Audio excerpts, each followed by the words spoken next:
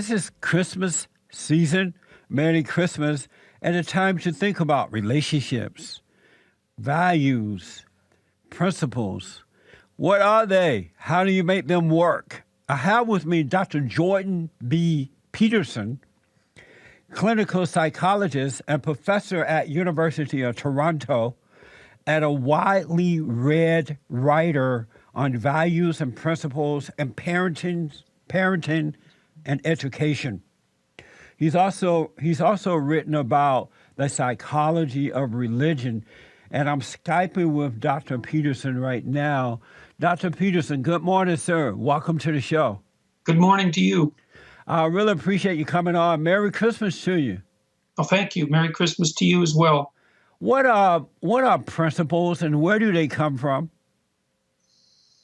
Well, principles are values that help you decide what to aim at in life. They're broad principles that help you decide what to aim at in life. So a principle might be to treat other people properly, like you'd like them to treat you, and perhaps another principle might be to tell the truth. And where do we get our principles from? Well, people have derived principles, I think, from interacting socially over very long periods of time. So imagine that there's only certain ways that human beings can treat one another that work well and stably for many, many people over long periods of time. And we've discovered the general principles that people have to use to conduct themselves by observing how we interact with one another and then making rules out of them. Are there people who don't have principles? Well, you can usually trust people that have principles because you can predict what they're going to do and they do what they say they're going to do. So that means engaging with them in trade and in common everyday interactions is a lot easier. You know that they're going to keep track of the good things that you've done for them, and they're going to reciprocate, and they're going to pay their debts, and they're going to do what they say they do.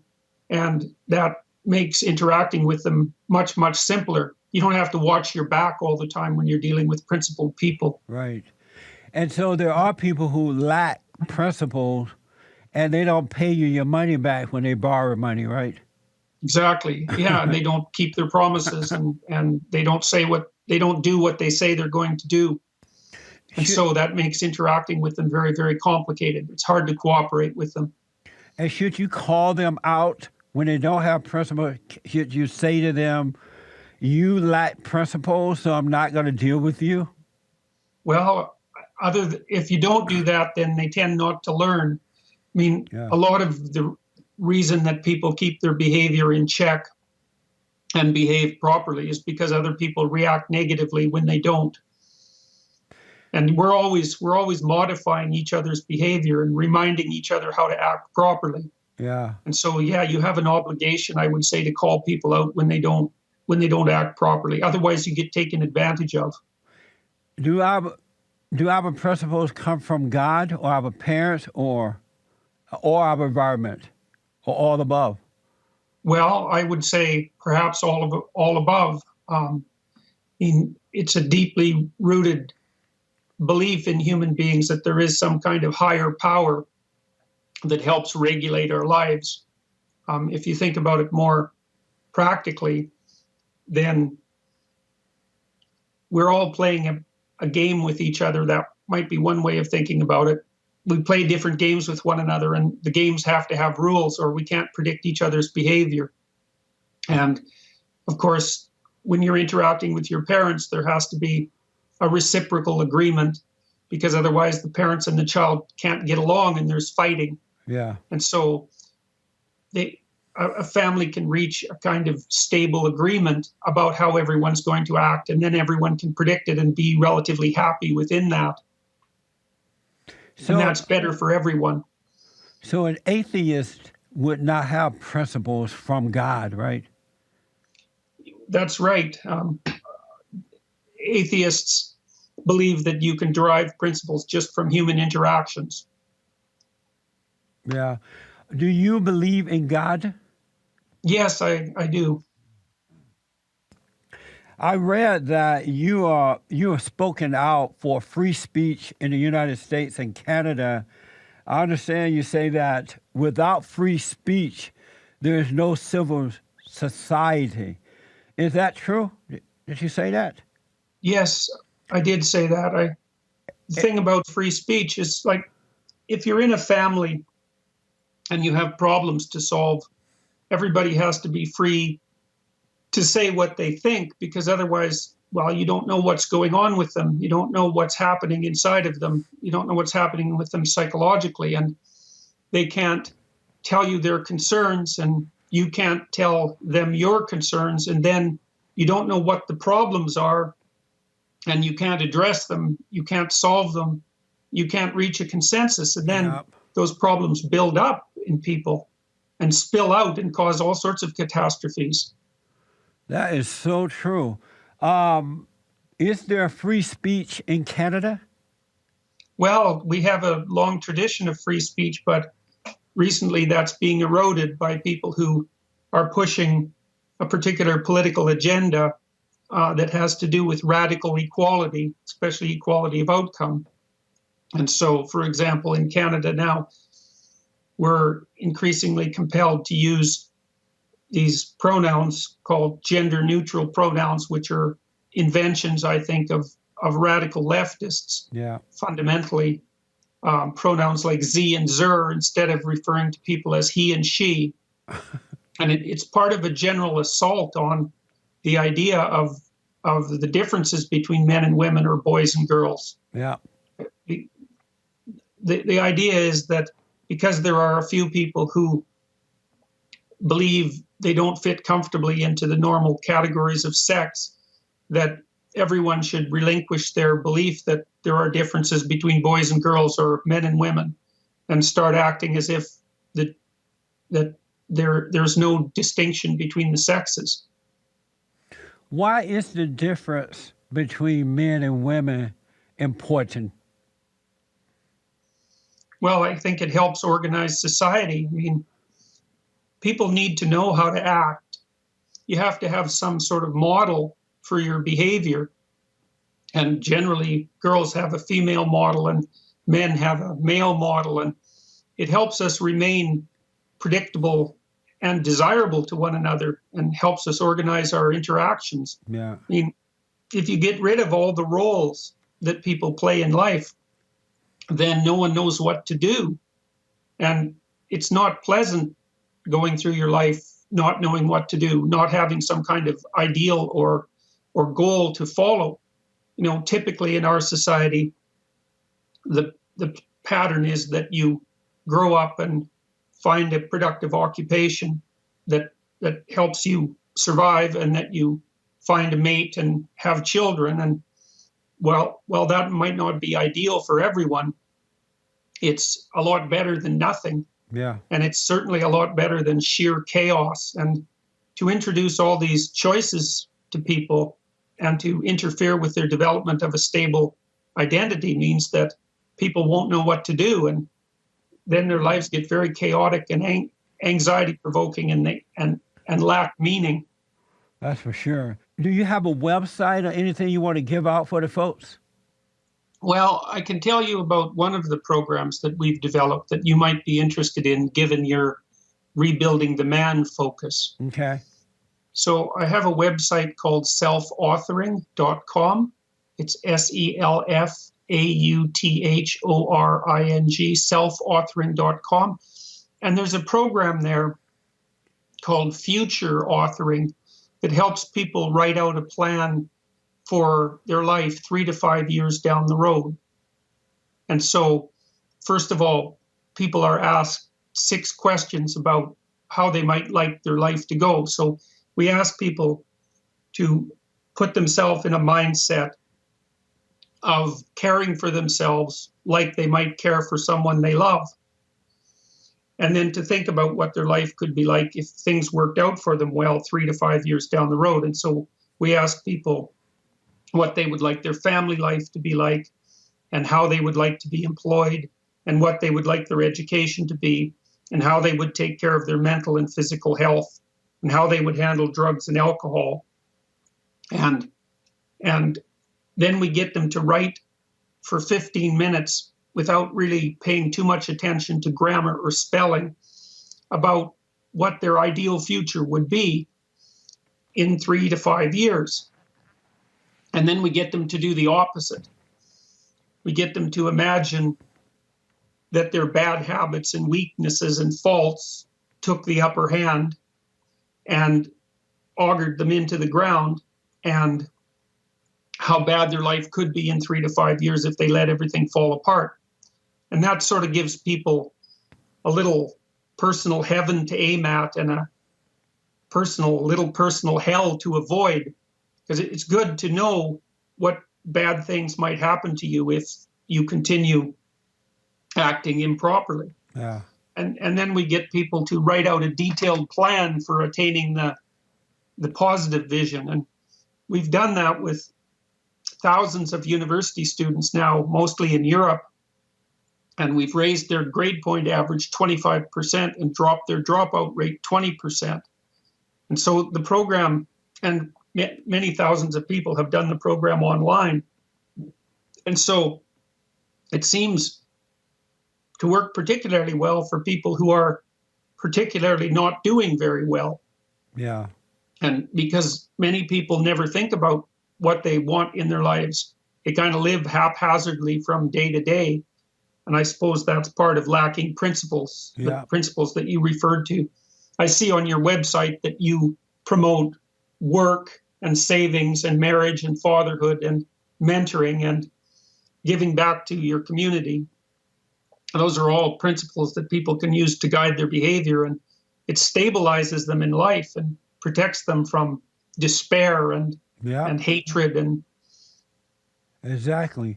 That's a good program. I hope people check it out. Self-authoring, AUTHORING.com. I want to just ask quickly, we were talking about free speech prior to the break. And are the good folks fighting back there in Canada against those who want to change the way you speak and not mention whether you're male or female? Are they fighting back? Well, I've got a lot of letters that have supported me, but I'm not sure that people exactly know what to do. A lot of the people who are pushing this agenda have got control of school boards and departments of education and even the legislative process in many places in Canada. And so it's a lot more difficult to fight back against than you might think. It isn't clear that people know how to do it. I mean, they just have to speak up. Don't go along with what the enemies of good want them to do. Don't speak the way they want you to speak. Yeah, well, that's what I decided to do. I refused to use those pronouns, and that's caused a real firestorm of activity and trouble. So, what have you gone through? Go ahead. What have you gone through as a result of refusing to go the way they want you to go? Well, the university wrote me 2 letters of warning saying that my refusal to use these pronouns contravened the university's code of conduct, and also perhaps the provincial law here that requires you to use non-standard pronouns hypothetically to avoid discrimination or harassment. Yeah, but then it's been very much broadcast all over the media. My war, I suppose, with the forces that are conspiring to produce this outcome. There's been about 180 newspaper articles written about it now, and millions of people have been listening and watching on YouTube as this process unfolds. It's been very stressful, as you might imagine. Yeah. I've been at the middle of a media storm for about 2.5 months. That's amazing. And how are you feeling about going through this? Well, I would just soon have my previous life back, to tell you the truth, but it seems inevitable. I hope I can handle it. That's the main thing. It's been a lot to contend with, a tremendous lot to contend with. Do you regret? On the upside, I have a video channel, Jordan Peterson Videos, and I put all my course lectures there for the last few years. And on the upside, I suppose, many more people are now watching those lectures. And a lot of them have to do with principled activity. So, for example, there's one lecture that's quite popular there called One on the Distinction Between Evil and Tragedy, which I think is a useful thing for people to know. And another one that your listeners might be interested in called The Necessity of Virtue.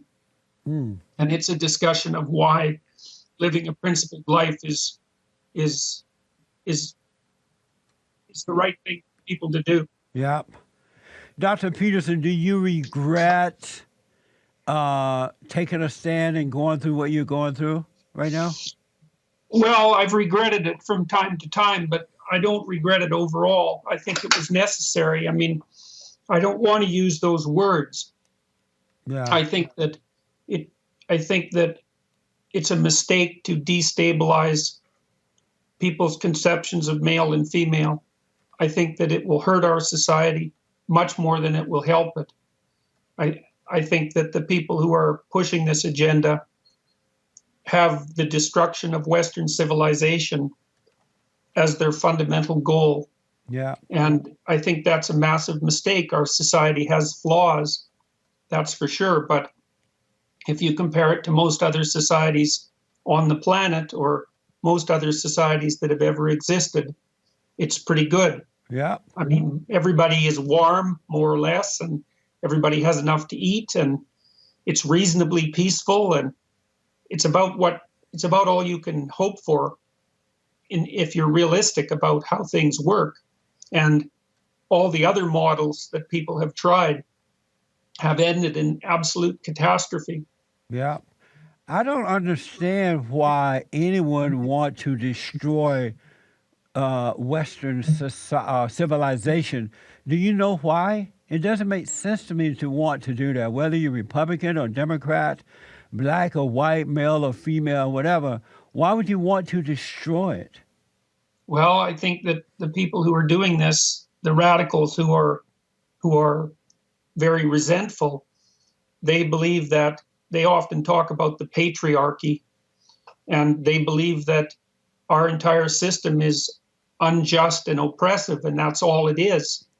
And they believe that their utopian view of the future would produce a better society. And they are arrogant enough to believe that their presumptions are true.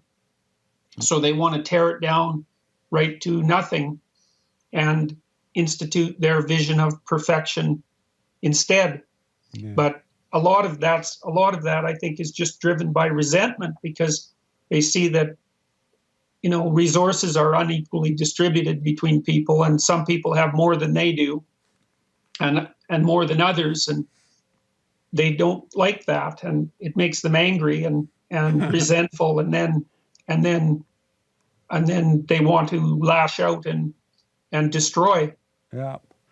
I believe Black Lives Matter shut you down at an event you spoke. And you ended up having some type of conversation with Black Lives Matter supporter. Is all that true? It wasn't Black Lives Matter that shut it down exactly. It was more, I guess they were participating in the shutdown at the free speech rally. It was trans activists and sort of professional activist types from a variety of different groups. A kid from Hong Kong organized this free speech rally at the University of Toronto and invited me to speak, as well as this journalist named Lauren Southern, who works for I guess you'd think about it more as a Republican media. If from an American point of view, it's a little bit to the right.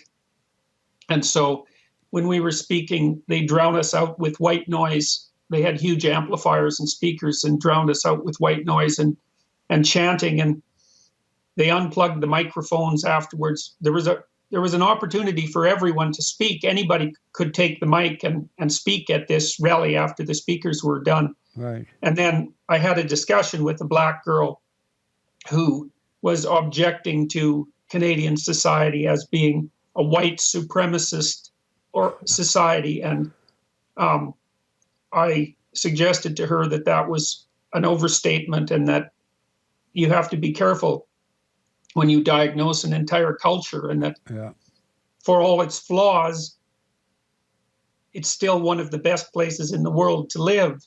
And you have to be very careful when you take an axe to something like that, because the probability that you're going to improve it is very low. It's not like it doesn't have flaws. And I wouldn't say that everyone in Canada has an equal opportunity. And I think equality of outcome is a horrible goal, so I won't even speak about that. But I would say that the society is attempting to improve itself, and does so pretty much as rapidly as you could expect. Yeah. And that's especially true if you compare it to other actual societies, instead of comparing it to some sort of ideological utopian ideal. Amazing. You know, Doctor, we're running out of time. Your last name is Peterson, and my last name is Peterson. So I'm going to have to do the tree of life thing to see if we are related. Sounds like a good plan. You might be my cousin or something. You never know. Is there something we can do to help you? Yeah, you could do what you're doing. You can help people become stronger and better individuals, and that's the right answer to most problems. Yeah. Instead of busying yourself with radical social change, you build your own character and get your life together and tell the truth and aim high and all of those things. And that's the best way to help everyone, including me. I have a new book out that I wrote earlier this year, and it's called The Antidote: Healing America from the Poison of Hate, Blame, and Victimhood. And in that book, I prove that there's no such thing as racism. It's a battle between good and evil, right versus wrong. Either you're right or either you're wrong. And it has nothing to do with color at all. It has nothing to do with being male or female. It's good versus evil.